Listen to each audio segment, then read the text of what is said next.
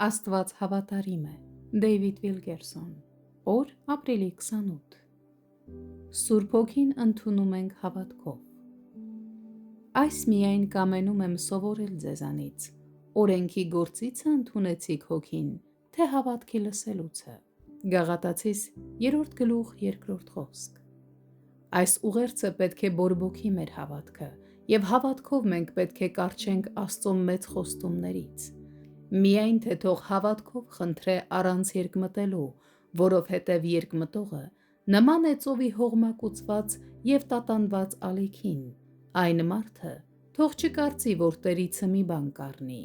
Հակոբոս 1:6-7 խոսքեր։ Աստծուց խնդրել եք այս պարգևը։ Արդյոք փափագում եք Սուրբ Հոգուն։ Արդ եթե դուք որ չար եք, գիտեք բարի պարգևներ տալ ձեր որդկանցը, էլ որքան ավելի երկնավոր Հայրը Սուրբ Հոգին կտա նրանց, որ ուզում են նրանից։ Ղուկաս 11:13 խոսք։ Պարզապես խնդրեք, և դուք կստանաք։ Խնդրեք ձեր երկնային Հորը Սուրբ Հոգու մկրտությունը, և նա կտա այն ձեզ։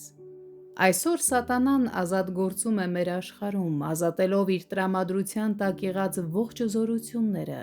և չար իշխանների լեգիոնները, միավորելով վերջին կռվի համար։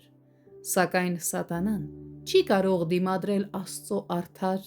Սուրբ Հոգով լցված զավակին, որը քայլում է հավատքով և հնազանդությամբ։ Պողոսն ասաց. «Բայց ասում եմ,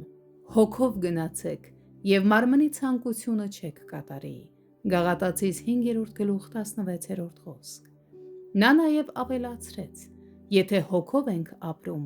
հոգով վարվենք»։ Խոսք 25։